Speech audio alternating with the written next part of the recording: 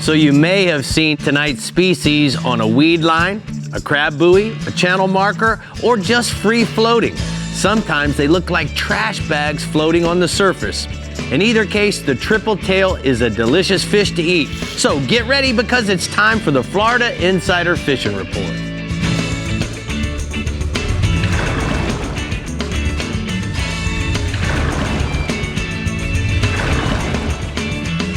Welcome to the Florida Insider Fishing Report, presented by Yamaha. Thanks for tuning in to the Florida Insider Fishing Report. 2020 sure has been unpredictable and trying, but fishing has always been there for us, and we're excited to see where the 2021 season will take us. But Rick, for our finale show, we're focusing on not the best looking, but quite the tasty fish, and fairly easy to catch if they're biting, triple tail. Absolutely. Brie, you know, the thing that's so cool about the triple tail is the variety, obviously, of sizes, and they're aggressive from this big to this big. And you're going to hear from our captains tonight. Some of these guys in their regions catch them the size of trash can lids. Nice. All right, well, someone who is always there and constantly unpredictable at the same time is Dave Farrell at the CCA Workbench. Ready to tie everything up tonight, Dave, with the nice, pretty bow tie? Yeah, I guess we are. It sucks to have the last show. I know. Yeah. But just for the year. We'll be back next year. I'm unemployed for 6 months, though. Hey, if anybody got a job for Dave, hit him up. He's looking. Dave Farrell, rmmedia.com. All right, well, let's start our finale in the Fish Bites East region, where you're going to want to head inshore to the crab trap buoys and channel markers to find those triple tail. Great season always, Captain Mike Holliday. Go ahead. You know, that's true, Brie. We'll get some fish out on the buoys in the ocean in the wintertime, but this time of year, the best triple tail fishing will take place in the Loxahatchee, the St. Lucie, and the Indian Rivers, with that stretch from Jensen Beach all the way up to South Bridge and Fort Pierce, the most consistent area to find fish. We get most of our triple tails on crab trap buoys, on channel markers, and on signs like a manatee zone sign or a marina sign. The largest fish tend to come off the channel markers. If you're looking to sight cast them, you want to run the crab trap buoys on the windy days. That seems to be when the fish get on top. They get on the down current side of the buoys where they're pretty easy to spot. And for bait, it's hard to beat a free line shrimp or shrimp fished under like a bass assassin rattle cork. You can also pin the shrimp to a 1/4 ounce jig head or a small brown jig and throw them at the channel markers or signs. I like the rattle cork. I like it because I know where my bait is at all times, and I can use the wind. I throw it upwind to the buoy, let the wind carry the shrimp to the fish. Average triple tail in my region is going to be right around 3 to 8 pounds, but we get fish to 15 pounds or more. I have a photo of a fish that was caught this week. That's a still tailer with a nice triple tail. Caught this week with Captain Bob Bushholt on the Catch 22, and that fish ate a live shrimp on a jig head. The other thing, the fall mullet run is kicked in the gears. That's got the snook chewing nonstop whenever the bait seems to move through.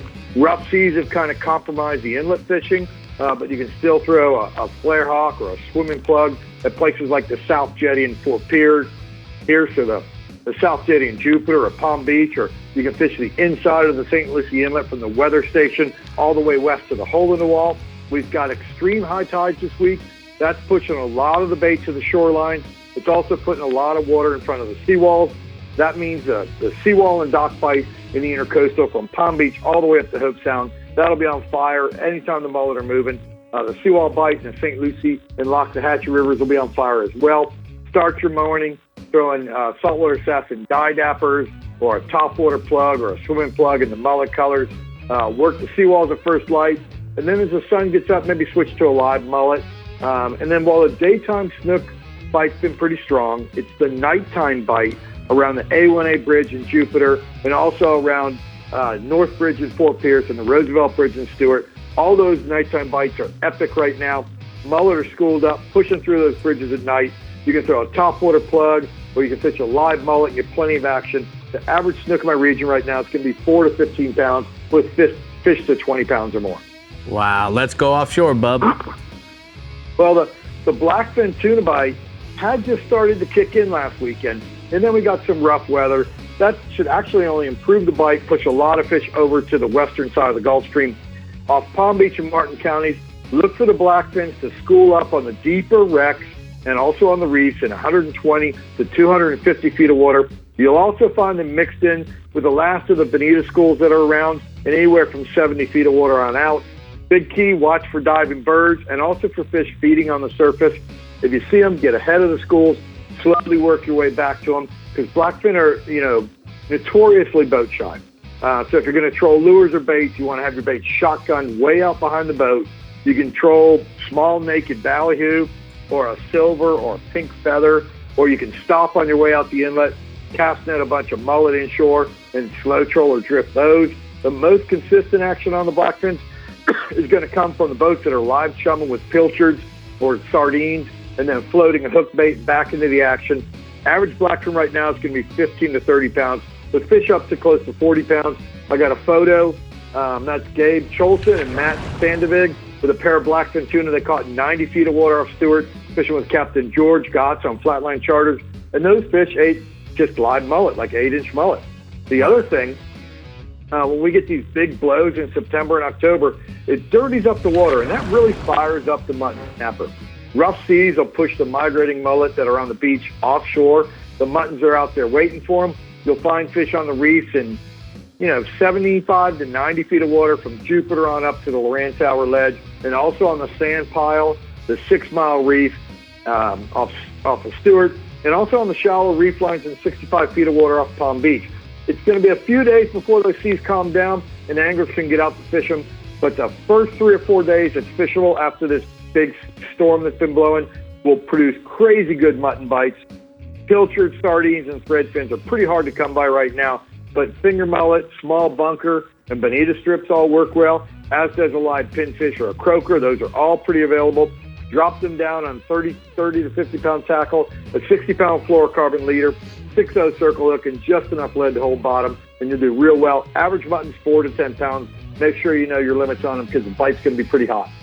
All right, bub. One more time. We got to have a bass report for this season, so what do you got? Yeah, I wanted to end the season talking about that amazing bass fishery that opened to public access a month ago at Headwaters Lake, and the Fellsmere Reservoir is what it's also called up in Fellsmere. We finally got a little change in the weather this week that picked up the topwater bite again along all the grass lines on the southern end of the lake. Bass assassin logger toads and that bullfrog or watermelon red glitter color or a bass assassin Junebug colored 8-inch worm crawled across that grass. You want to pause it in the potholes. It's pretty much money early in the day. As the sun gets up, it's time to work the deeper water areas with a white spinnerbait with gold willow leaf blades or a blue and silver lipless crankbait or fish a live shiner. Now, one thing you want to know, the ramp's been crowded on the weekend, but it hasn't been too bad in the middle of the week. I was talking to Captain Nathan Schellen. He's saying to look for moving water in the canals all the way in the back. If you can catch that water moving, the fish will be really schooled up, and you can catch them on just about every other cast. The average bass in Headwaters Lake right now is 1 to 4 pounds, fish to 8 pounds this week. I got a photo of one that's Brian McCandless with a nice Headwater Lake bass. He caught that on a speed worm. So that place is pretty amazing. It's going to be one of our big fisheries we talk about for a long time. All right, thank you so much, Hollywood. It is time to take a look at the T&H Marine hotspots. Mike says that inshore snook to 25 pounds at the C23 spillway and Palm City. Live shiners, mullets, swimming plugs, and saltwater assassins 6-inch sea shads are going to work for those snooks. And then offshore, wahoo in 150 to 250 feet of water along the edge of the reef off of Juno Beach. The high-speed trolling with a mullet or a ballyhoo with a dark-colored skirt is going to work for those guys. All right, Rick, tripletail are a delightful and fun surprise in the Bell's Central East region. So Captain Jim Ross, give us your best like you always do and tell us where we can find them. Well, I know you can't find me because I'm wearing my Costa flies right now, but if you're looking for tripletail, you need to get out there and you need to check the buoys and any floating debris outside of Canaveral. Those fish can be a little unpredictable at times, but when they turn on, man, the bite can be like a 4-alarm firefight. It can be absolutely insane. And what's really cool about chasing tripletail in this area is we get to sight fish for them in many cases. So it becomes almost like an Easter egg hunt on some days if you have a lot of debris like weeds or wood or anything that's floating in the nearshore waters. Now, one of the really cool things about them is they eat small shrimp, crabs, and fish. So you can send a variety of different things their way, and they'll turn on and strike those things. Fly fishermen love them. In fact, My one and only IGFA world record was a triple tail that I caught on fly. But you can throw small flies that imitate, like I said, those crustaceans or bait fish, and you can catch fish somewhere up to, you can catch them up to 24, 25 pounds at times. Our average fish typically runs about 4 to 12 pounds.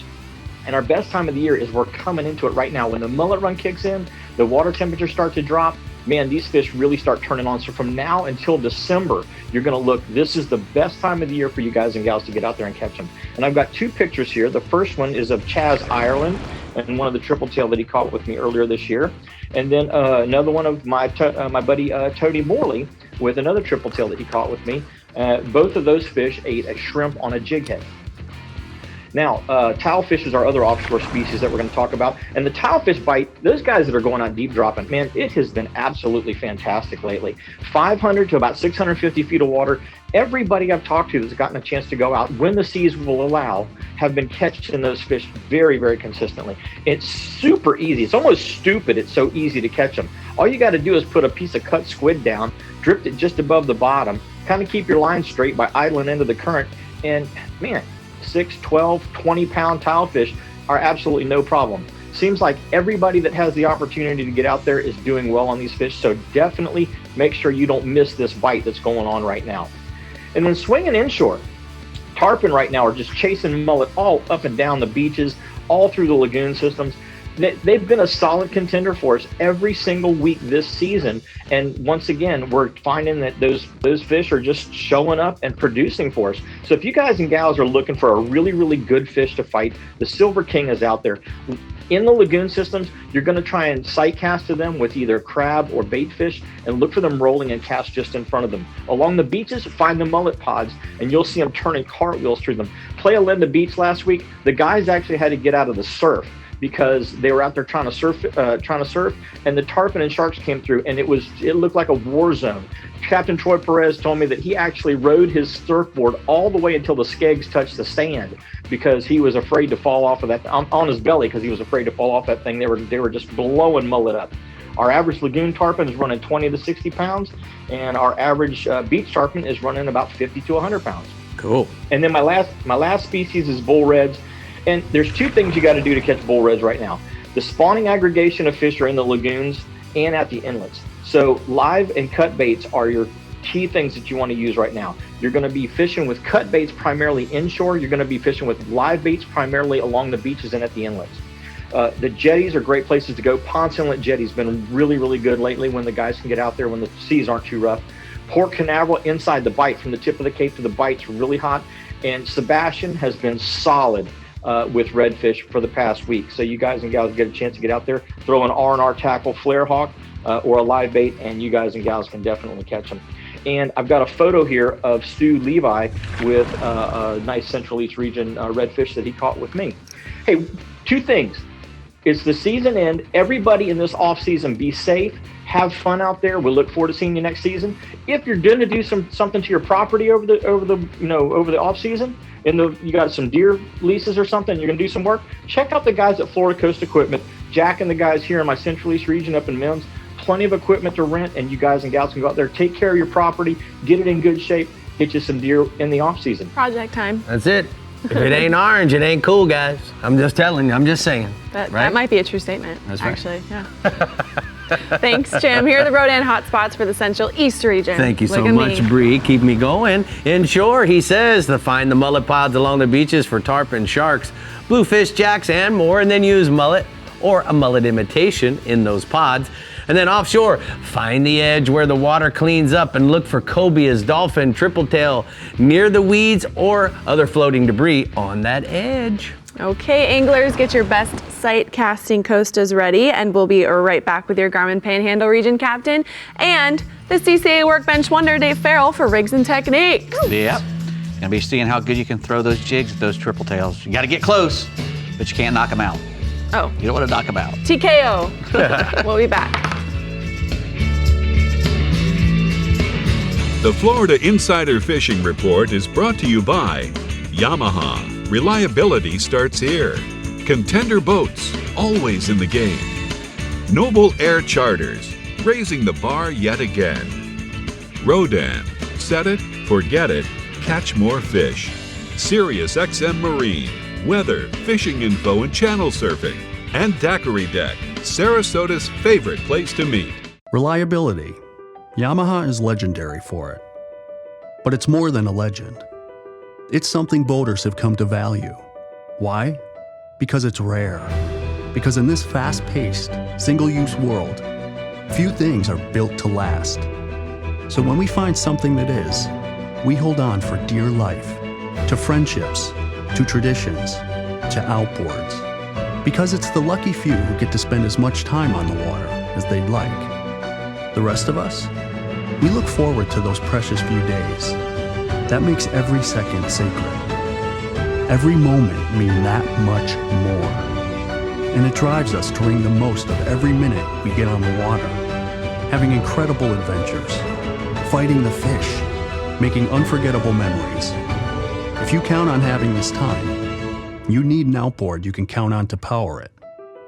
That's why boaters choose Yamaha for the long run, for life. Because reliability starts here. What started in the flats and bays has migrated offshore. GPS-guided trolling motor technology has moved to boats in the 35-plus foot class and allowed anchoring capabilities on most center consoles in any depth of water. From snook and redfish inshore to grouper and swordfish way out deep, Rodan Marine Systems has a GPS anchor to hold your vessel on location. Set it, forget it, catch more fish. The only reel with over 100 years of heritage. Alvi Sidecast reels allow you to cast over 150 yards with up to 900 yards of capacity. Alvi's state-of-the-art drag and 22-inch retrieve rate per wine is perfect for any surf challenge. Alvi reels are manufactured to best practice standards and are in fact so robust that the Alvi also comes with a 10-year salt and sand warranty. For more information, go to alvius.com.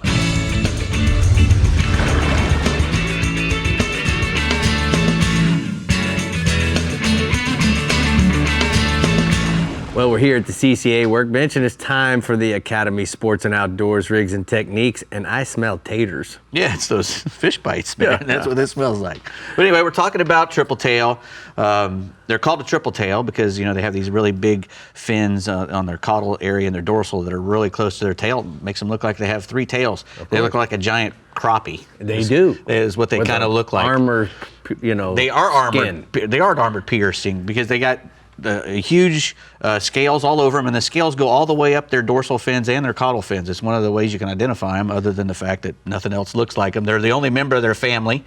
They're, you know, they run from all through the warm waters of the Atlantic Ocean and the Pacific Ocean, and the Florida state record's 41 pounds. Whoa. 41.13. In the Gulf too, right?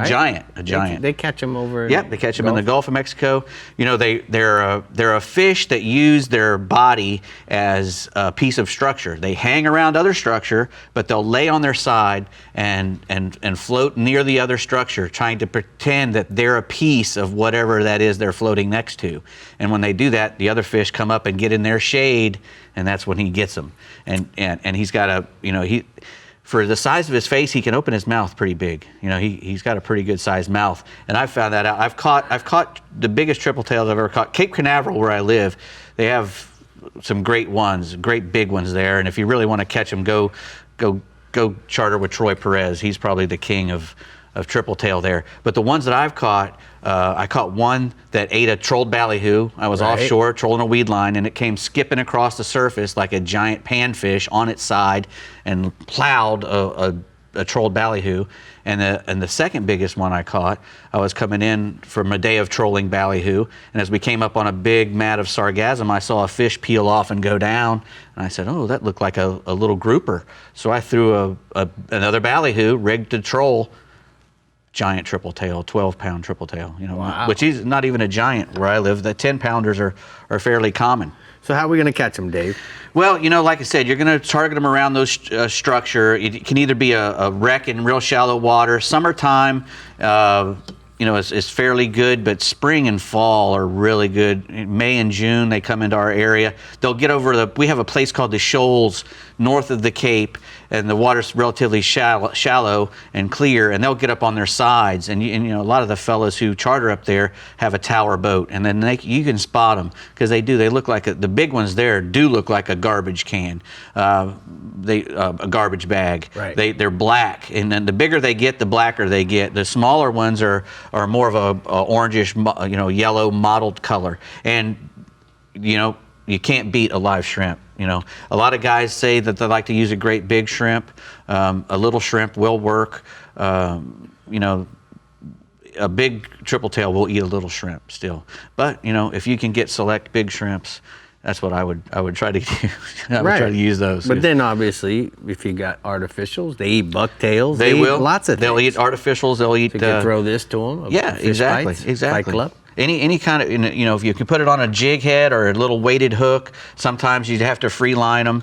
As aggressive as they can be, sometimes they can be a little lockjawed on you. If you don't put a bait right close to them, they won't travel that far to get it sometimes. I actually went on a trip with Randy Towle just recently in the Keys, and they had a bunch of, the wind was blowing real hard, so it was blowing all the grass into wind lines. Right. And sure enough, those little triple tails, 5, 6, 8 pounders were popping up and orientating with the grass.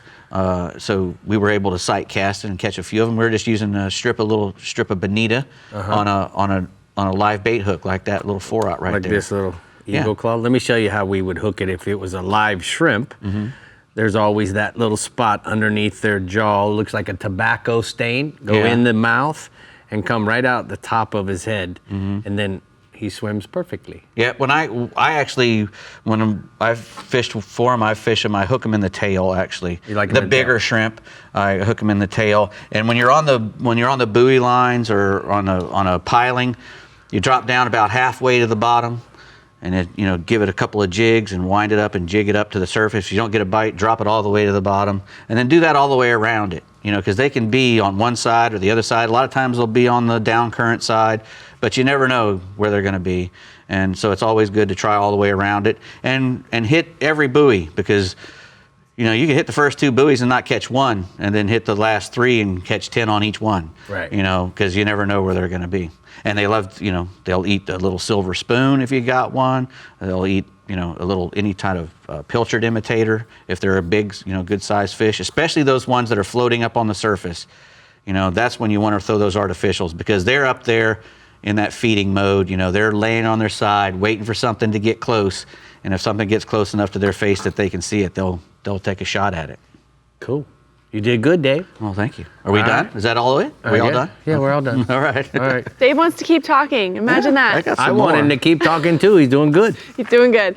All right, there's some catching to do in the Garmin Panhandle region, and Captain Pat Deneen is on the line to tell us how we're going to get her done. So, Pat, let's hear it. Bree, how are you doing? Pretty good. Hey, talking triple tail. If we're talking triple tail in the Panhandle, it's definitely Apalachicola Bay, and we catch them spring through fall. We do get them off our beaches and offshore around floating debris. But if you want to go target triple tail, head to the east and go to Apalachicola Bay.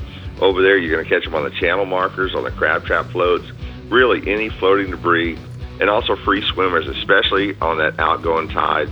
You'll find them outside the inlet on that tide line, just not really associated with something floating, but they're just right there on the tide line.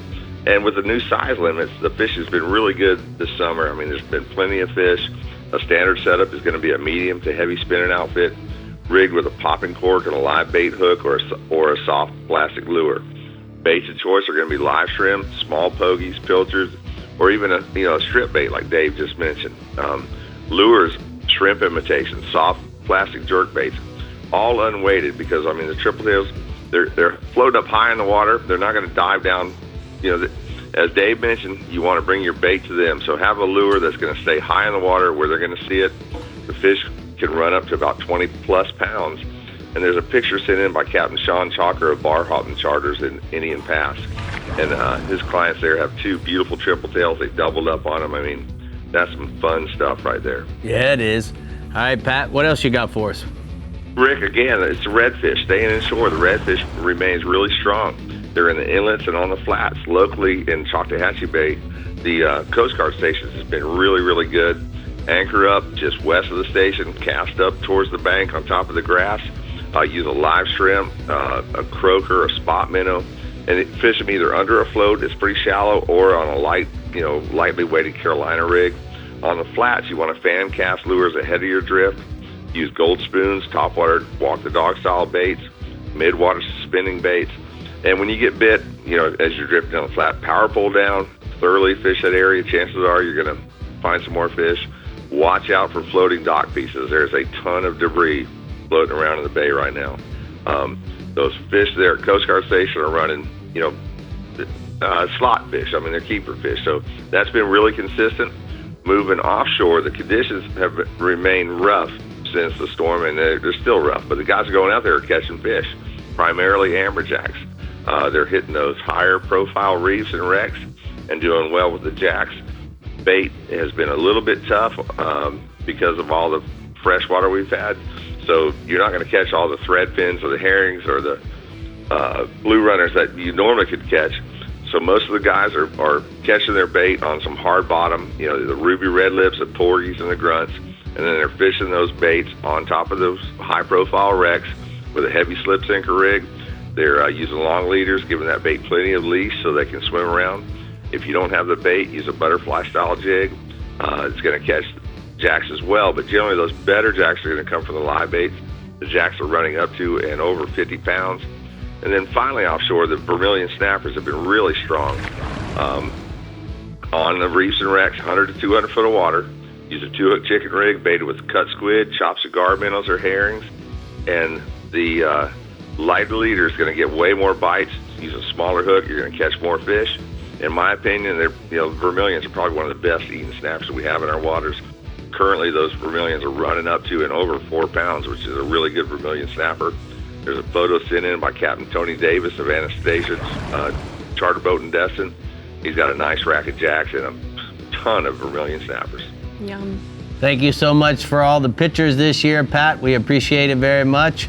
Hope you got your yard all cleaned up after the big blow that you got last week and that water resides pretty soon, but we appreciate you more than you know. Let's take a look at the blue water outrigger hotspots from the Panhandle region. Pat says inshore, Hathaway Bridge in Panama City for the big redfish under the bait schools. And then offshore, fish the wrecks and reefs to the east in the lee of the Cape for AJs, vermilions, and also some of those big mackerels. Resides or recedes? Recedes. Good job. Okay, just checking. Did I say resides? You might have. Oh. And we all heard it, but I have to. Because I be residing in this studio. Okay, reside. All right, tripletail can be caught all over in Florida waters. And what's cool about that is not only are they one of the best fighting and eating fish pound for pound, they can also be entered in the CCA Florida Star competition to win a share of $500,000 in prizes. With only 10 days left, there's still time to catch a winning fish. In fact, the East Coast had another tagged iHeartRadio tagged redfish this weekend caught in Stewart, but wouldn't you know it, the angler wasn't registered. Wow. Oh man, you gotta be in it to win it, guys. Get registered, there's still time. CCAFLstar.com. So frustrating. We're gonna win it. You registered? Yes, we're gonna win it. And I caught a redfish, tagged redfish. But you Rick Murphy, you can't win. It was out of the time. Oh, shoot. The contest was We got over. 10 days. But all right, hang tight, happens, Floridians. guys. We're bringing you your captains from the Startron Central West and Bell's Southwest regions when we return only on the Florida Insider Fishing Report. The Florida Insider Fishing Report is brought to you by Power Pole, Total Boat Control, Bass Assassin and Saltwater Assassin, the best lures, period. Blue Water Outriggers, everything for your outdoor adventure. Garmin, join the club. Florida Coast Equipment, Florida's largest Kubota dealership, serving Southeast and Southwest Florida and Florida's Space and Treasure Coasts. And Casa Vieja Lodge, 5-star angling in beautiful Guatemala. I'm Captain Rick Murphy, and I'm a life member of CCA. Why am I so involved with CCA, you ask? Because I want our fisheries to be in better shape for my kids and their kids. CCA is working to ensure the future of recreational fisheries and the rights of recreational anglers. The future of fishing starts today with you. How do you want to leave things with your kids? If you're like me, you'll want to make the right choice and go to joinccaflorida.com right now.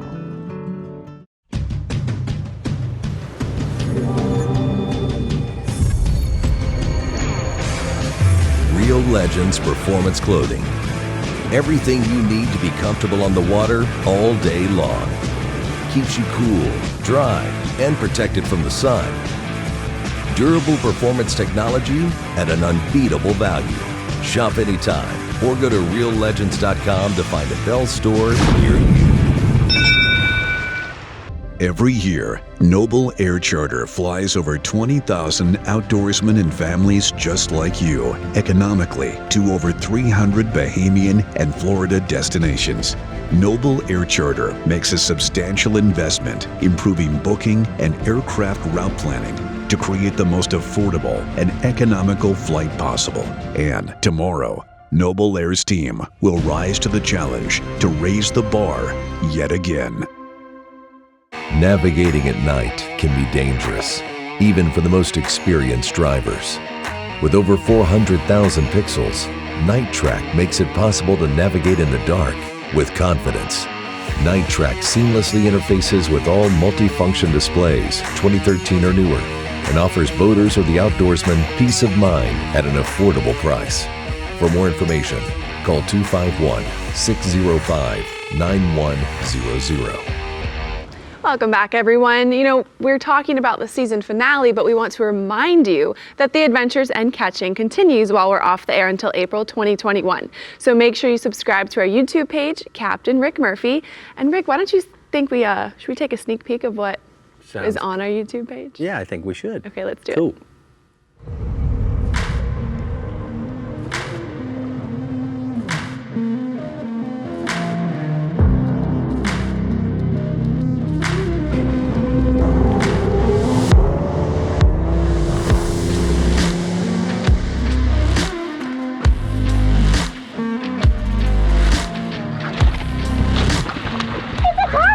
Yes!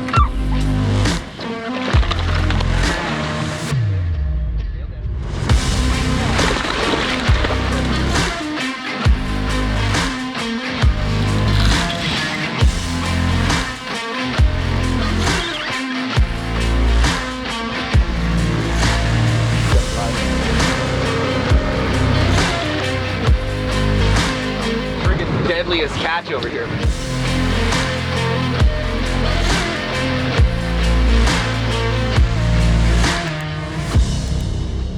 You know, Brie, there's a whole lot more. We've been storing it up. Yes, we have. And I know there's one I'm really excited about seeing, and your personal best on a big largemouth. Oh yeah, that's going to be a good one. Wait to share that with everybody. Well, you know, there's going to be adventures, fishing adventures. There's going to be how-tos, you know, rig tying techniques, all the things that you kind of see on the show we're going to have specifically done with our captains, and it kind of is going to continue on YouTube until April. And the other thing you need to remember, guys, a lot of the stuff we planned because of the time of year. So if you want to know about Wahoo high-speed trolling, we got that tip coming. Sailfish season, got it coming. When we get into the springtime for tarpon in March, got it coming. So make sure you tune in. There's going to be a lot of cool stuff to learn and to see. And fun behind the scenes on Sportsman Adventures, which no one ever gets to see. Nope. But you will if you subscribe. Exactly. All right, Captain Jeff Page is always showing us a good time in the Startron Central West region, and this week is no different. Show us the ins and outs of tripletail, Jeff. We sure have them, and I have to say I've seen some Sportsman's Adventure bloopers in my days. Oh, you've been part of many of them. Oh yes, yeah. We've had some fun over the years making Sportsman's Adventures, and man, you've just gone with the times. You're still the top-notch saltwater TV show on the market, Captain Rick Murphy. Well, that's because of all my people. All right, tell me about what's going in this Startron Central West region. Tell me what's happening, Bubba. All right, well, you know, everybody likes tripletail because it's one fish, number one, that is delicious, and number two, that's not on the endangered species list. So you're able to keep and cook the tripletail you catch. And in our region, Rick, probably the best months are right after the stone crab traps go in the water, which is October 15th, right through, you want to say February. And cold fronts will knock it down a little bit, but right after a cold front and that wind clocks back around northeast and it flattens out there in the Gulf, look for those fish lined up on different crab trap lines, anywhere from in as close to a half mile out to 7 miles. And that's the neat thing about it, Rick. You can just pick a line of traps and run them. And usually in our region, they'll go at least 200 traps long before you got to pick up a new line. So that's going to give you 200 shots. Good idea to have a good pair of glasses and play the sun accordingly. And then when you see something, stay off it far enough to while you're riding. If you see them, you can circle back around, lower your trolling motor, get your bait on and get ready to present. Some of the better baits, I heard Dave mentioning live shrimp. It's tough for them to pass up a live shrimp, and he sinks at a slower rate. But they do eat live pilchard, live pinfish. And then in the artificial, any type of suspending shrimp works real well. And any type of suspending bait or soft plastic, like a saltwater assassin, white. I like to use white or glow sea shad on a 1/4 or 3/8 so I can get it right down in their face and move that bait quick. Same with my shrimp or my pilchard. I want it to drop right down the rope. In other words, throw it past the buoy, drag it to the buoy, and let it drop straight down. Don't move it. He'll eat it. That's your best bet. Now, in the summer months, like where we are right now, a lot of fish up in Tampa Bay. And when I say up in, I mean Skyway North. And then Charlotte Harbor, same way. And they can be on pilings. They can be on blue crab traps, be on a lot of different things. So I have a couple photos tonight. The first one is of a fish caught up in Tampa Bay by Jesse Romero, and he caught that fish with Captain Mike Goodwine of Blackneck Adventures up in Tampa Bay. And then my second triple tail photo, I think I might have shown it last year, but I just love this picture, is our good friend Captain Billy Ahlstrom with about a 20-pounder he got out in the Gulf.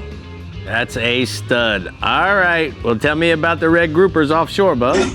Red grouper's another one. Now that the winds have subsided, lots of rainy days, overcast days, our water temperature's down to 83, 84 degrees. Fish have moved in a little closer, 90 to 100 feet, areas of hard bottom, even small areas with just barely showing any different structure on your machine can have a couple nice red grouper. Live pinfish or frozen sardines are getting the job done. And then moving inshore, redfish, with it being last week in September, and here we are heading into October. Fall is officially here. The mornings, Rick, have been cooler. And if it's calm enough in the morning, while you're riding around down shorelines from Long Bar north to Port Manatee and then down south around Bull and Turtle Bay, you're going to see pushes of big oversized redfish. And the key is to have all your gear ready. I like to have like a 1/4 ounce to a 1/2 ounce gold spoon. And then I like to take a 3/0 Trocor light wire circle hook and put like a pinfish with his tail cut off, or just a dead chunk of pinfish that I can throw far out ahead of the schools, because they don't sit still. You can chum them all you want. They're still gonna move. And those are some of the good baits. Now, some of the fish that are around oyster bars and mangrove shorelines that you can fish with live baits, especially on the upper stages of the tide, Port DeSoto area, and then also in Terracea and Palmasola Bay, you can catch those on live pinfish or pilchards, or again, the 1/4 ounce gold spoon. And I've got 2 redfish photos tonight. One, Doug Connell and his grandson Troy with a nice redfish they caught with Slot Machine Charters Captain Griffin Dean. And then my second one, you guys might recognize the man in the middle, Captain Rick, with his brother-in-law and niece, Scott and Cassidy Dion of Georgia. Nice. All right, Paige, tell me about the speckled trouts. Bass species, that's my favorite. And it's really been good, Rick. The water, you got to do a little bit of it with me. The water got a little tannic, but the fish are still there in the bait schools. You can catch them on surface plugs. You can catch them on live bait. The key is finding those schools of bait and getting your boat set up for a drift accordingly. And my last photo tonight is of Diana Hayes with a nice trout she caught with Captain Griffin Dean's just this past week out of Slot Machine Charters. And I want to thank everybody for another awesome season. Nicole, Jeff, Jorge, all the crew, y'all do an awesome job, and you make it so easy for us. All right, Jeffrey, so you make it good for us too. So thank you for all your hard work. Don't forget to call the boys at Daiquiri Deck and the Startron. Make sure you get them renewed for next year. I appreciate you very much. And it's time to take a look at the Daiquiri Deck hotspots from the Central West region. He says, inshore, redfish throw a half-ounce weedless gold spoon in and around the bait schools in North Sarasota Bay area from Buttonwood east to Long Bar. And then offshore, amberjacks, big AJs holding on the ledges and the springs in a 90 to 130 feet of water off of Venice. Live pinfish and big pilchards are going to be your best bet. What do you think? All right, Rick. Well, today is a special day in the Bell's Southwest region, and not just because you're going to get a grade A report from your captain, but also it's your captain, Ronnie Houston's birthday. Happy birthday, Ronnie, from all of us here at RM Media. We hope your day has been nothing short of spectacular. Well, I got to thank you guys very much for wishing me a happy birthday, but most of all, I got to thank all my captains, all the fans, and all the product sponsors, because without all of them, this wouldn't be possible. So I want to thank everybody personally. Now, tripletails. They can be caught throughout the region, primarily targeted inshore and nearshore. A couple different ways to target them now. Nearshore wrecks, head pins, crab pots, and anything that remains stationary on the outer Gulf Coast, just off the beach line, to include regulatory markers and swim buoys. Now, tripletail can also be targeted along fallen debris, floating debris, deadwood, and tide lines, especially on points with current, and it's going to be consistent on the outgoing and incoming tide on a consistent basis. They're primarily targeted by sight fishing, but if you don't see them, you can always use noise-making corks like the Bass Assassin Oval Quick Cork with a soft plastic paddle tail shrimp. Will draw them away from the structure and become curious at the noise, or a lot of times when you try to sight cast them, most of the time a perfect cast is what's going to matter most. So if you figure accuracy is off, throw the cork near them to draw them to the bait. And most baits of choice include a variety of 3 to 4 inch soft plastics like live shrimp, pilchards, finger mullet, and cut baits. And I got a prime example of some fish that are being caught right now down in the Southwest region with Capt. Brian Sanders. That's one of his specialties. There's some nice fish being caught right now. Now on the inshore side still, we're going to talk about the snook. Captain Danny Latham up in the north end of the region reports snook fishing be making a little transition due to all the rain we had from Tropical Storm Sally and the fall patterns starting throughout the region. Fish are still in the passes, but places like bull bait, turtle bait, and the east wall, fish are starting to stage up inside along independent islands, oyster bars, and points with current. The primary thing is important to find that current. If water is moving good along the areas, the bite should be good. The baits right now up there have been live pinfish and pilchards in areas where there's not too much fresh water that'll kill your whitebait or pinfish, but also cut mullet, ladyfish, pinfish on the bottom, and a variety of liftless hard baits, 3 to 4 inch in areas of good current. And I got a couple good pictures of a nice oversized snook while fishing up north with Captain Danny Latham. And I got a picture of myself catching a variety of 22 to 26 inch snook in schools with the fresh water that's flowing down Port of the Islands Canal. Now, offshore the red groupers. Fishing remains to be consistent according to Capt. Mike Avanon in depths of 65 to 85 feet from Marco to Fort Myers Beach. But west of the towers to Wiggins Pass, there's also been a consistent bite in depths of 45 to 55 feet. Now, in those depths, there are a lot of smaller fish, but there's still an opportunity to catch keepers. You can drift to shallower areas with white bucktails and squid to try to locate the areas, then anchor up in those areas to see if there's bigger fish. If not, don't stay long and move on. Cut baits are probably going to be the best to catch the fish, but alternate your baits to see what bigger fish might be eating. Cut mullet, bonita strip, squid, herring, and sardines have been working. I got a nice picture of a keeper-sized grouper in those shallower depths that I was talking about.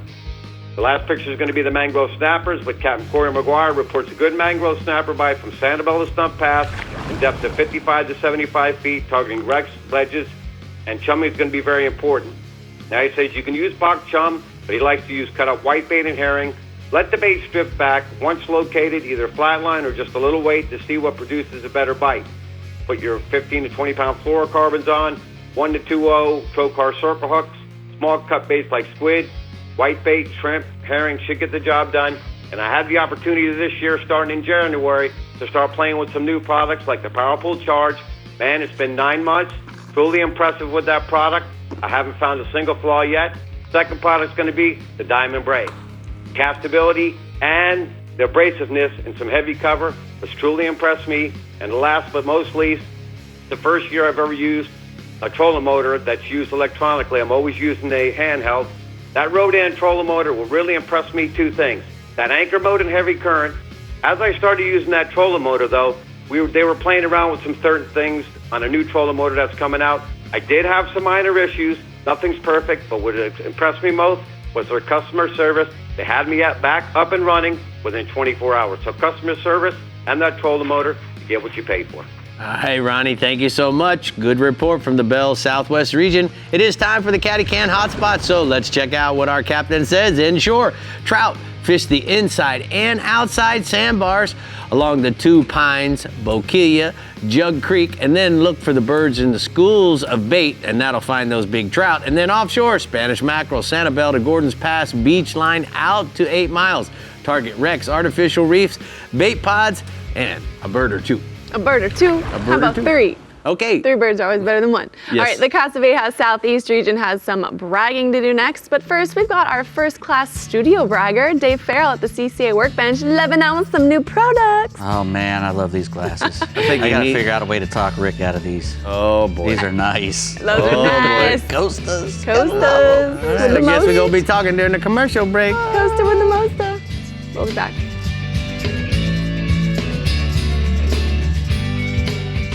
The Florida Insider Fishing Report is brought to you by Academy Sports and Outdoors. Have fun out there. Ameritrail. Load. Launch. Relax. Real Legends. Exclusively at Bell's. Okuma.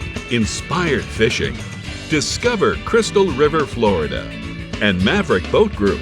Makers of premium boat brands Maverick, Hughes, Pathfinder, and Cobia. At the pinnacle of super high output, 4-stroke outboard performance, you'll find Yamaha VMAX SHO. Yamaha's game-changing SHO technology. From exhilarating V6 models to the sleek inline 4s, there's a VMAX SHO for everything from bass to bonefish. It's an extended family of 4-strokes engineered for lightweight, inspiring performance, and rock-solid reliability. Discover VMAX SHO and elevate your expectations.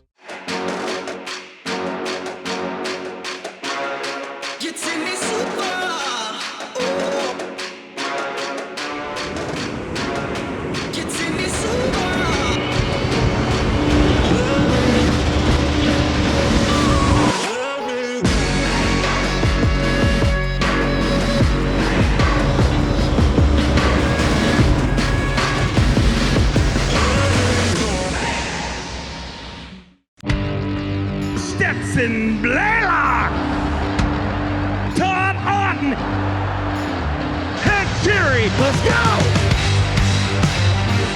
Garmin Live Scope, I tell you right now, if you don't have it, you are behind. It's just wild. It's like a video game. If you do not have that Garmin Live Scope, you are definitely missing out. Bassmaster Classic Champion! Here in the Florida Keys, we're doing our best to keep guests and residents safe from COVID-19. Here's how you can help. Please respect each other and wear masks in public places. Please don't gather in large groups and maintain 6 feet of separation. Take 20 seconds and wash your hands with soap and water or use hand sanitizer. Enjoy the Florida Keys and stay safe. For more details, go to flakeys.com.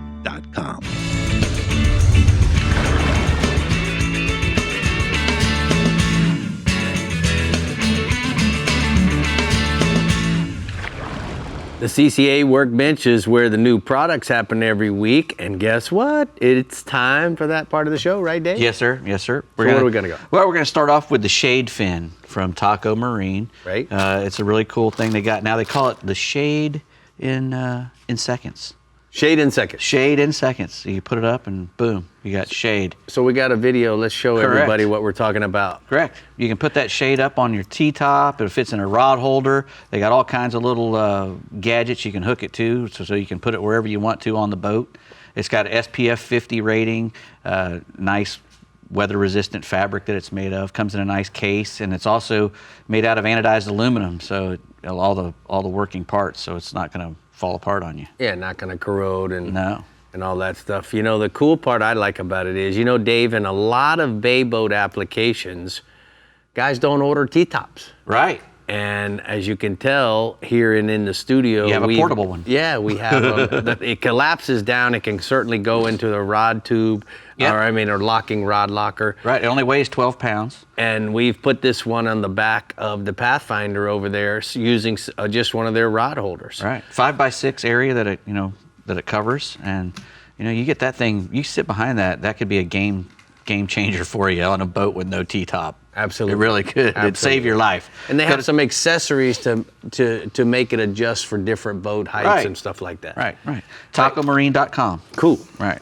Next, we got some Loco scales, from Bell's. This is the new brand, fishing brand from Bell's. That's called the Dexterity Knit. The Loco scales always have a lot of bright colors in them, and this one does too. It's got little fish scales on there. Give you a little, let you know that you're actually fishing because you got scales on. So, but anyway, really nice, lightweight. It's got a really nice chest pocket that you can hold your credit cards and any cash that you have. Yep. Moisture wicking, quick dry, all the good stuff. I like the way it feels. Yep, very very nice and light. Next, they got a little face shield there, the baklava or the baklava, which I call it. I would mess up my makeup. yeah, you don't put that on there. You'll mess up the baklava. Oh yeah, I messed this up. Yeah, it's a baklava. I like it. Anyway. I like it. It got all the cool fish patterns. Yeah, exactly. Very lightweight again. 4-way stretch, breathable. And that's the LS Tournament, long sleeve tournament with a quarter zip on the front. They've got a whole line of tournament shirts now, really colorful. That's the orange and the black. Really cool looking. 4-way stretch again, breathable mesh all over it, moisture wicking. If you look real close, that whole shirt, it's got tiny little holes all in it, and it just really, if you look really closely breathable. in the morning when I'm walking through the Miami International Airport, you will see me. You'll see her there. Yeah, right. And then they got the Harbor shorts. Both of those shorts are the same. The Harbor shorts got 8 pockets, which I really appreciate. I like to have a lot of pockets to put stuff in, especially if I'm traveling and going to the airport or something like that. It's good to have. Moisture wicking and love it. Again, UPF 30, quick dry. Zippered cell phone pocket. I love it. All that cool stuff. Let's talk about the Costas. All right. Where do we find this? Bell's. Yeah. Okay. This is the Costa. That's the Diego. That's the most advanced sport performance. Innovated spring hinges on there. Maximizes airflow. It's got these little channels to let the sweat go out the sides. It's got top and side shields on there to keep your keep all the light out from the sides, which really helps. A lot of times you'd be having, if you got even good glasses, you'll have to go like this to see. You don't have to do that with those. Right. They got the nice seals on there. The next one here is called the Ferg, and that was made by, Ray Ferguson was the founder, and this was his special pair. These are the ones that he liked. He made them his high standards, 100% UV polarized lenses, top and side shields again, and the integrated rubber in the temples and in the nose area. Yeah. And it keeps it on here. All And then Waterman 2, Water Woman 2, excuse me, not the Waterman. Water Woman 2, they made the first female focused glass from Costa, and this is the Water Woman 2. What they did is they just made them a little bit bigger because the other ones were fitting on some of the ladies' faces, so they made them a little bigger, and now you can get those in 4 frame colors and so 580p in glass. Where do we go to find out more information? Costa.com. Costa.com. Dave, I thought if you said baklava one more time, you were going to eat it. I know, baklava. He just wants baklava. I just wanted somebody to laugh, but no. I did inside. I didn't understand way down deep inside. All right, if you can get triple tail to bite in the Casa Vieja Southeast region, consider yourself lucky. But we consider ourselves lucky because we have Jimbo Thomas as our captain. Thanks for a great season, Jimbo. Hey, Bree. Hey, Rick and Dave. Yeah, it was a great season. But, yeah, like you say, most of the triple tail that we find here in the Southeast region, they're offshore on floating debris. They're basically a bycatch while we're out there dolphin fishing. And more often than not, they're really tough to get the bite. Now, I usually don't mess with them unless they're obviously really big ones if we see them laying up on the top. A small live bait like a pilchard or chunk bait put right on their triple tail's nose, that'll often get a bite. And I'm sure that a live shrimp would also work, but I never carry live shrimp on the big boat when I'm offshore.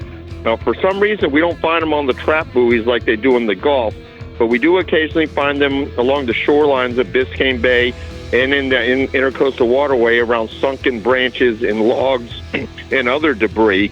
But the few times that we've seen them inshore, they were eager to bite, and we used live bait, put it right on their nose, and they chow it down. Now, staying offshore, there's been enough dolphin out there to make a trip worthwhile, and just about anything floating has been holding dolphin in the 5 to 10 pound range. Now, most of these floaters, we're finding them anywhere from 300 feet of water on out, 1,200 foot, or even deeper. And there typically been birds working over most of the stuff floating, and they're pointing those fish and the floaters out for us. And we are constantly scanning the horizon with our binoculars looking for bird activity. That's our main chore while we're out there dolphin fishing. Now, the fish, they're being caught on trolled ballyhoo, small feathers, and R&R mahi magnets. And once we locate the fish, we've been casting small live baits like pilchers, blue runners, or cut bonita and ballyhoo to them. They've been eating really good. Now, moving inshore, we've had quite a bit of bait starting to move south along the beaches, and some of these schools of finger mullet, regular size mullet, and pilchers have made it into the inlets and bays, and following those schools of bait have been mostly snook and tarpon, but there's also been some big jack crevalles, barracudas, and sharks mixed in. Now, once those baits make it into the bays, there's also been trout and mangrove snapper feeding on them. Now, look for the bait on the surface or any bird activity, cast net or sabiki, a live well full of bait, but the sabiki will not work on the mullet, so you'll have to cast net those. Work your live baits on the outside edges of the bait schools using a 3/0 to 6/0 circle hook, depending on what bait size you have, or you can cast 3 to 6 inch jerk baits or surface and swimming plugs. Black and silver and green and silver is a great color, and you want to try and match the size of your lure to the bait fish that are in your area. And then staying inshore, the largemouth and peacock bass fishing has been excellent in the lakes and canals throughout the region. You can also give the Everglades a try, but with the high water levels, they're going to be very spread out. Now, both the largemouths and the peacocks have been biting best first thing in the morning, and artificial baits seem to have been outfishing the live baits lately. Good baits to try are small, deep-running jerk baits in blue and silver or gold and black, or you can try fly fishing using small clouser minnows in red and white or green and white. And you want to look for clear water with current around bridge and dock pilings or any other structure. All right, Jimbo, we appreciate everything this year. We're going to go ahead and take a look at the hot spots, the R&R tackle hot spots.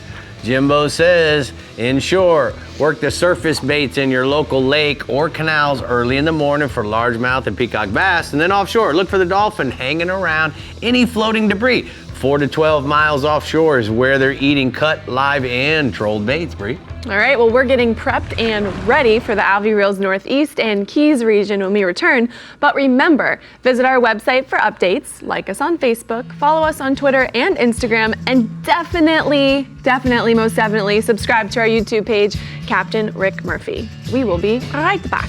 Okay.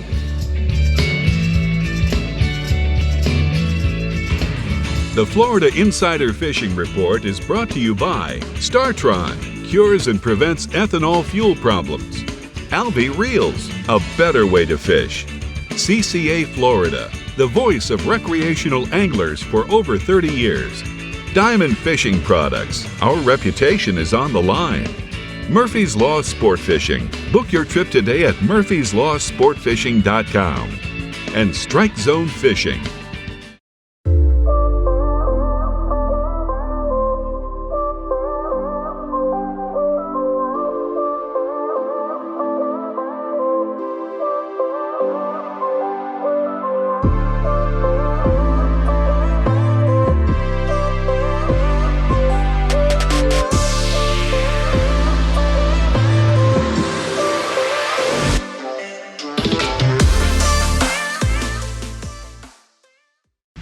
Finding a shoreline is easy. Finding a sure thing is not. For over 20 years, anglers from Kitty Hawk to California and every shore in between have come to know one thing: that nothing says no to fish bites. So just stop with the fishing and get busy with the catching. Ask for Fish Bites or Fish Bites Fight Club lures or visit fishbites.com.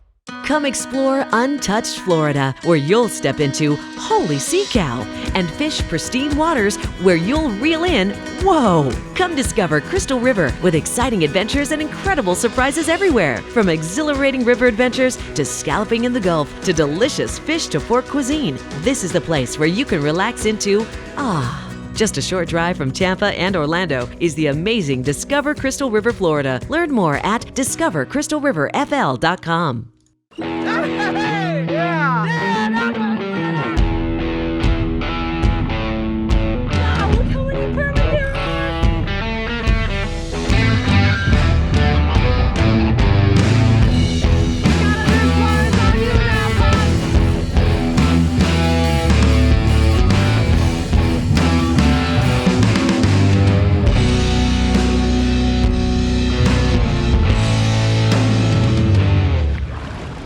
Welcome back. Tripletail might be a welcome surprise while you're grocery shopping in the Alvey Reels Northeast region. So let's have Captain Tommy Derringer tell us what to keep an eye out for. Hey, Tommy.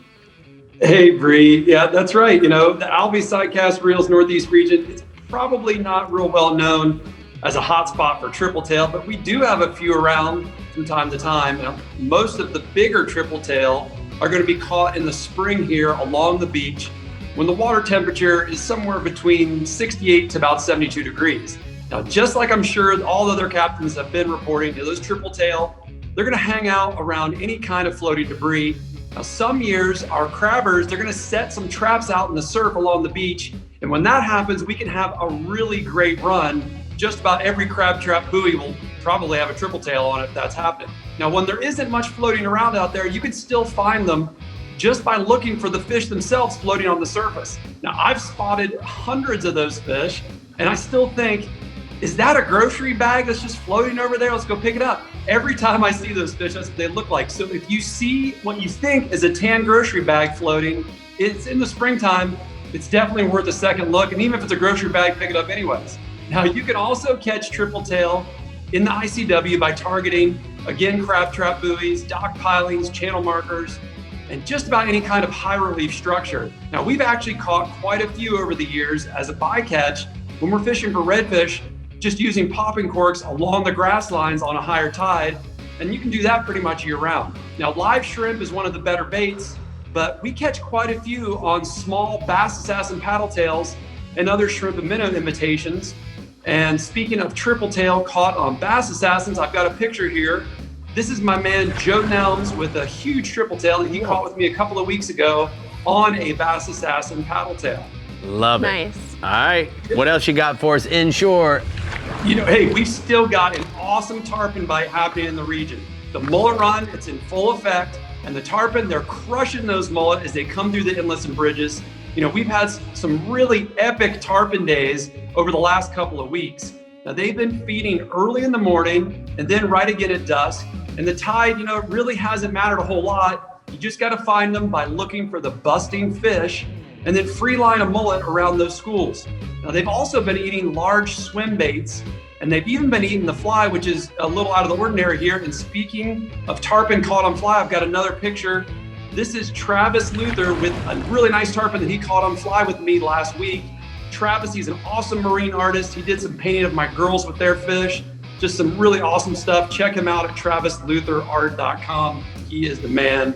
And that was a nice fish there, Travis. All right, let's go offshore. Go ahead. All right, since our last show, this is the last show of our year, I thought I'd talk about sailfish because our sailfish season is just about to get going here. I spoke to Captain Billy Hunsicker from EndlessSummerCharters.com about those sailfish. He tells me that he thinks after this crazy nor'easter that just rolled through, the sailfish, they should be showing up in good numbers as they're going to be migrating to the south. Now, Captain Billy said a good bet's going to be east of Ormond Beach. That's right between Ponce and St. Augustine Inlets, pretty much. That would be the hot spot for some schooling sailfish heading into next month. He said those sails are going to be balling up bait schools. You're going to want to look for the shearwater birds. They're going to be feeding, and that's where you're going to probably find those sailfish. Now, Billy said they're going to be eating small baits, so you might want to downsize your leader a little bit, use some smaller ballyhoo to kind of match the hatch. Now, staying offshore, you know, there hasn't been a whole lot of offshore fishing this past week because of that nor'easter and the high winds and the angry ocean. So I thought I'd talk about the cobia that are going to start showing up over the next month or so. As the water temperatures drop, the cobia start to school up on some of the reefs and wrecks in about that 100-foot range. Now, it can be really great time of year to get on some cobia if that weather allows for it. Jigs and dead baits are going to work well. But again, Captain Billy Hunziker from Endless Summer Charters, he tells me his secret is he uses a double dropper rig. And when he gets a couple of grunts on, he gets those up, he drops them straight back down to just up off the structure, and he just waits for those cobia to eat. And I've got one last photo here for the season. I can't believe that. Captain Colin Phillips sent me this picture of Dean Hardy with a big cobia that he caught on fly offshore of Jacksonville. And guys, just want to thank you guys, and especially all our viewers, for another great season. Hope everybody catches a lot of fish in the off season. I'll see you guys next year. All right, thank you Nice so beard, much. Tommy. Just Yeah, saying. man, I like the 5 o'clock shadow, looking sporty. It's going for my fall look. It's his fall look. You're looking good, man. Thank you so much. We're going to go ahead and take a look at the strike zone, northeast hotspots, inshore, tarpon, and redfish at all the inlets. Fish around the slack tide using live finger mullet on the top for tarpon and on the bottom for redfish. Then offshore, sailfish in 130 to 140 foot depths east of Ormond Beach. Look for the birds diving and sails, balling bait, Brie. That sailfish B-roll, it reminds me of like a hair commercial. It's just the sails just all flapping in the current. It's so nice. Yeah, truthfully, I don't pay too much attention to The hair commercials. I wonder why. Oh. All right, triple the tail, triple the fun in the Keys region. So let's talk with Captain Randy Tao and see where we can get them, big and small. Hey, Randy. Hey, good evening, fish fans. You know, in the Garmin Keys region, we catch triple tail on both coasts. We catch them in the Atlantic, we catch them on the Gulf side. And right now, if you are fishing in the Atlantic, you don't want to pass up a piece of debris, especially if it's something of size that's going to have some bait and it's probably going to have some triple tails around it. But what you want to keep in mind, offshore, a lot of those triple tails aren't that big. They're on the smaller side, but every now and then you're going to find a bigger one. They got to be 18 inches to keep, and that's a pretty good sized triple tail in the Atlantic. But we do catch keepers out there, and you've got to make sure they're keeper size. But certainly right now, the magic is finding something floating, and you're going to find some dolphin with them as well, and also those triple tail. Now, a lot of fun triple tailing is really in the backcountry, where you're going to sight fish them. You're going to find them floating. You're going to find them behind the stonecraft pots, but they're not out yet. They're coming in October. The traps will get out there, and that'll change up a little bit. But the last few months, with no traps, you just find them floating on the surface with the tide. Now, a lot of times it doesn't matter which way the tide's going, as long as that water's moving. And believe it or not, I'm going to give you a couple of key tips. The dirtiest water that I've found in the backcountry, whether it's along the coast or it's inside Port Flamingo, has been holding the triple tail.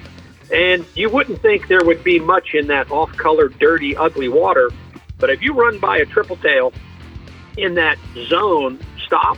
And what I've been doing is putting my Rodan trolling motor down, and I've been paddling around with my trolling motor, and what they're doing is they're actually floating up around me, and I'm finding a lot more triple tail than if I was running at 30 miles an hour. I'm only going to see a few. So if you get into them, you want to slow down, you want to really look around and throw a light spinning rod with a piece of cut bait on it. I like it under a cork, has been working really well. And I've got a photo with Lori Whited from Fort Myers doing just that. All right, man. Inshore, what else you got? You know, we're in a transition. You know, fall's coming. Things are changing up a little bit. The mullet are migrating down the west coast. And our red fishing is still pretty good. We're not catching, 50 or 100 redfish like we do sometimes on the small side. The redfish we're catching now are larger fish. Some of these fish might be in the 40-inch range, certainly in the 30s. And I think they come out of the Gulf this time of year. And they certainly show up around the beaches, and they also show up in some of the interior places around Flamingo. And the higher parts of the tide seem to be when you're going to find these big redfish, and they're going to be schooled up. You might find them in, schools of 50 or 100, and they're going to be large. And if you've got a gold or a copper color spoon to throw at them, that's going to get the job done. Or if you're fishing the shorelines or deeper water and you can find the finger mullet, right now those finger mullet are candy to these big redfish. and that's going to work really well for you too. I've got a photo from Frankie Ortiz. He fishes out of the Lorelei in Alamorada with his angler Julie with a big redfish they caught a few days ago. Nice. All right, let's go offshore, bub. Blackfin tuna. You know, this time of year, it's a consistent go-to. People love getting out on those humps, whether it's early morning, late afternoon, a stormy day, you can do it all day. But you can troll for these fish. It's not real complicated to catch dinner. Dark feathers or these black or pink-colored eels work really well. I like the eels myself because you can fish them slow. Have been working great. Alamorada hump, Marathon hump has had plenty of tunas. Now, if you go out there with live bait, you're also going to enhance sharks. You might catch a few big ones, but you're going to enhance a lot of the other fish that are going to be a problem getting your fish to the boat. So depending on how you want to work it, you can do that. And I've got a picture with Carmen Perez with her dinner-sized blackfin tuna she caught doing just the trolling thing out there like everybody does. She looks happy. Yes, she's happy. Happy. What else you got for us, Randy? You know, the sword fishing has been really consistent. It's been good. Not everybody does it, but there's certainly plenty of guys that go and do it because you're already out that far. Dolphin fishing, so let's break the day up. 1,500 to 1,700 feet of water is very consistent for finding these swordfish right now. A fresh bait, I can tell you, really makes a difference if you can have a fresh bait like a bonita belly, a dolphin belly, a barracuda belly, and even squid is their all-time favorite, but it's soft. So if you get a few bites, it's going to get tore up pretty easy. But that's how you go about it during the day with 10 pounds of lead, and you're really fishing near the bottom. I've got a photo with a little story here from Captain James Simsick on the half-full boat at a Marathon. His crew, Casey, Maddie, and Kyle Horton, and his other mate, Justin, they've been at this for a while, trying to get a swordfish on their own, doing it their way, and they finally got the job done. They caught this swordfish a few days ago, and I'm really proud of these guys for paying their dues and getting the job done on their own.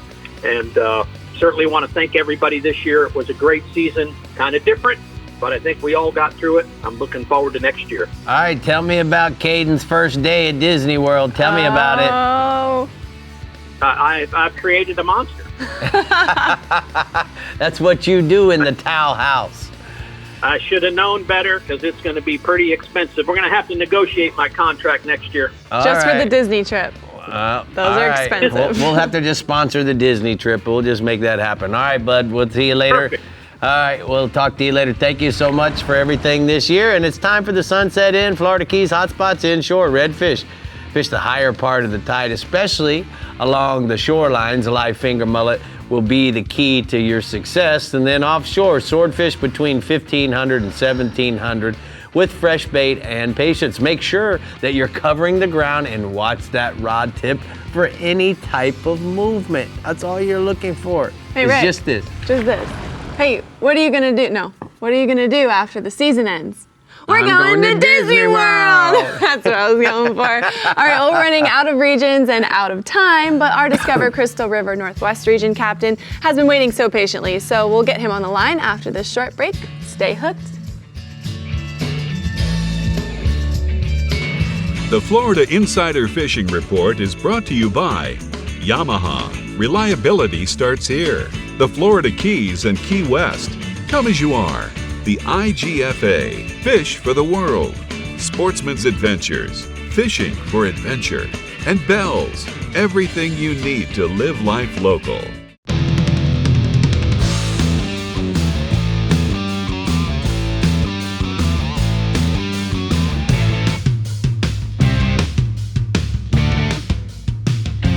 When you live on an island, surrounded by warm, clear water, and a million ways to enjoy it, it's amazing you'll ever have time to come up for air. Key West. Close to perfect, far from normal. Get a great deal on the Kubota L-Series tractor. Built upon a solid foundation of cast iron and steel, the Kubota L-Series tractor is the #1 selling compact tractor in the U.S. for over 10 years. With a powerful Kubota diesel engine and dependable gear or HST transmission, it's ready to take on your toughest projects. Right now, get the L2501 HST for payments as low as $149 a month. Florida Coast Equipment, Florida's highest volume Kubota dealer. Remember the glory days of gasoline? It's just not made the same anymore. Kick your gas into gear with StarTron. Pump up the performance in all of your engines. Cure the problems of ethanol with the power of enzymes. And maximize your mileage every time you drive. Kickstart your engines with StarTron. Have you ever felt your heart pounding while feeling the power of a tarpon in the Florida Keys? Or experienced the changing colors of a mahi as you bring it on board? Whether it's in the Bahamas, the Florida Keys, Guatemala, or the Florida Everglades, Murphy's Law Sports Fishing has the ability to guide you to the fish of a lifetime. To book your trip today, call 305-246-0673 or go to murphyslawsportfishing.com.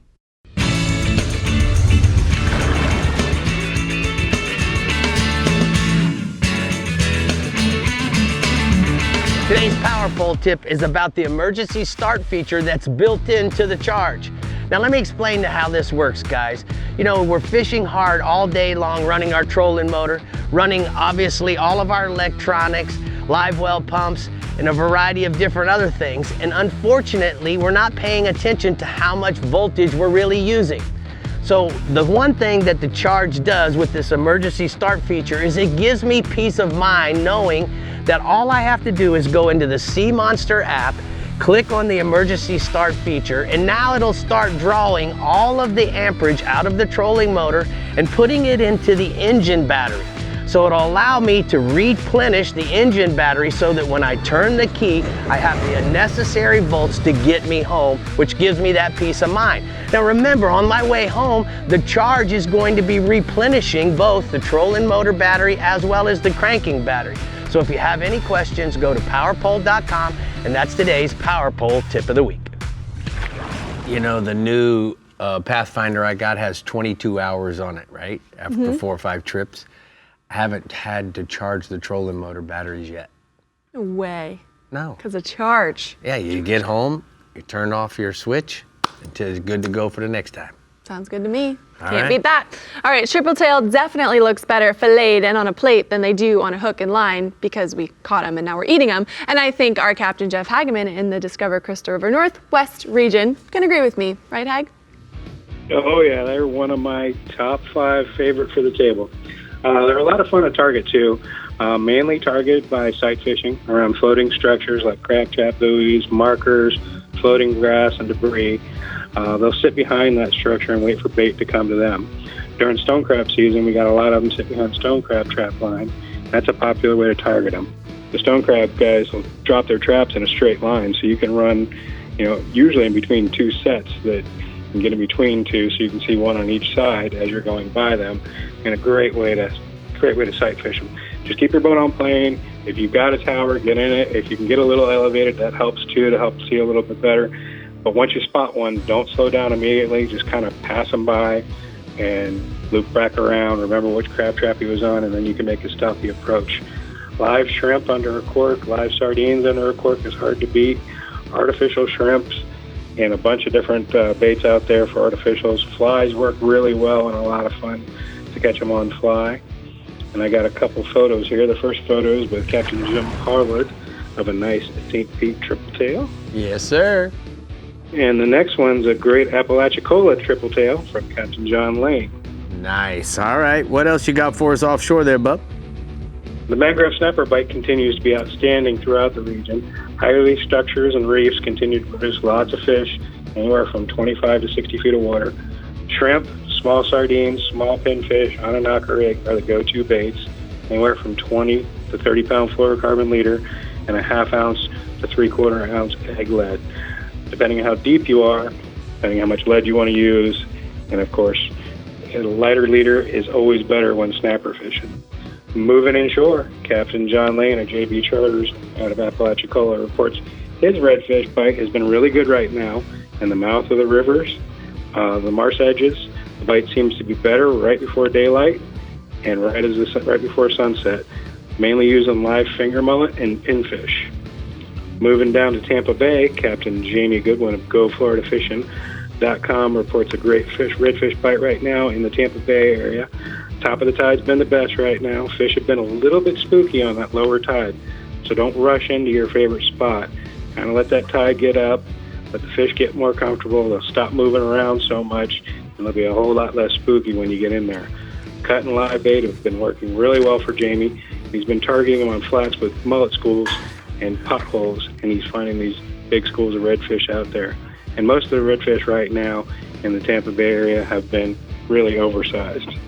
I got a photo here of Captain Jamie with a great triple right there. Pretty. Nice. Look how beautiful Nice gold fish those right there. fish I are, know. man. All right, bub, tell us one more thing. What do you got for Mario?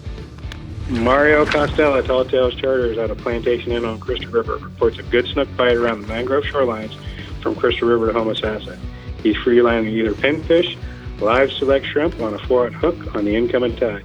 The fish have been ranging anywhere from 25 to 33 inches, and I got a picture of Jason Gray with a nice top slot snook caught with Mario Costello. So, Hag, I got a question for you, man. What are you going to do in the off season? You going to go do a little deer hunting? It's about time to get in the woods. I'm ready to get up to Kentucky, ready to get to Alabama, so yes, I am definitely getting ready to go get in the woods, get everything planted, and tree stands done. I am definitely looking forward to that in some cold weather.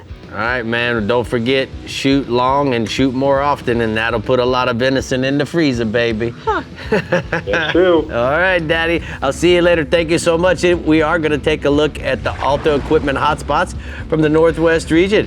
He says that the redfish are at the top of the tide in the beginning of the outgoing tide. Look for the mullet schools. Cut bait and live sardinis are going to work for those redfish. And then offshore mangrove snapper bite has been consistent, 25 to 65 feet of water over high relief structure. Use a shrimp and small pinfish on a knocker rig. I think a lot of our, That's a knocker rig. That's a knocker rig. Thank you very much. Mhm. I think a lot of our captains are looking forward to a little bit of cold weather and some It has bang been hunting a brutally season. hot summer. It has, just a Brutally. little bit, and it's still pretty brutal. Yeah, it is, Pretty but it's brutal. cool. It's cool. All right, It's let's getting go. cool. It's getting All right, good. there you have it, anglers. The reports are in for the 2020 season, but don't leave us just yet. When we come back, we're telling you what we're doing during the off season, hunting being one of them, and how to tune in until our season starts back up in April 2021. We'll be back. An entirely new species of extreme predator is moving offshore. The Yamaha 5.6-liter V8 XTO offshore outboard. Extreme big block thrust and power in the industry's first direct injection 4-stroke. Quiet, efficient, powerful, and proven Yamaha reliability. More than an outboard, it's a fully integrated power system. The all-new Yamaha V8 XTO Offshore.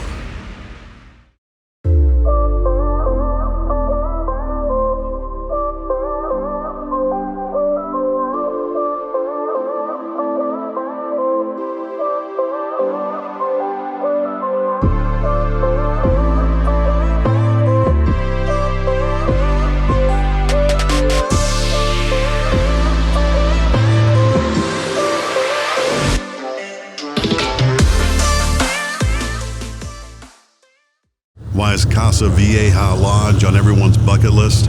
Left teaser! Left flat as well, 2 fish! They're everywhere! Right flat teaser as well! Left flat, right flat teaser!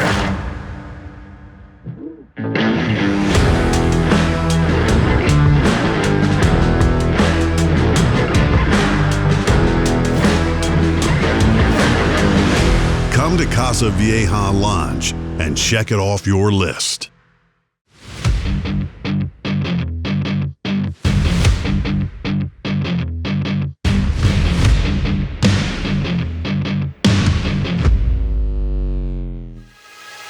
That's the one! And we're trying to make our shot!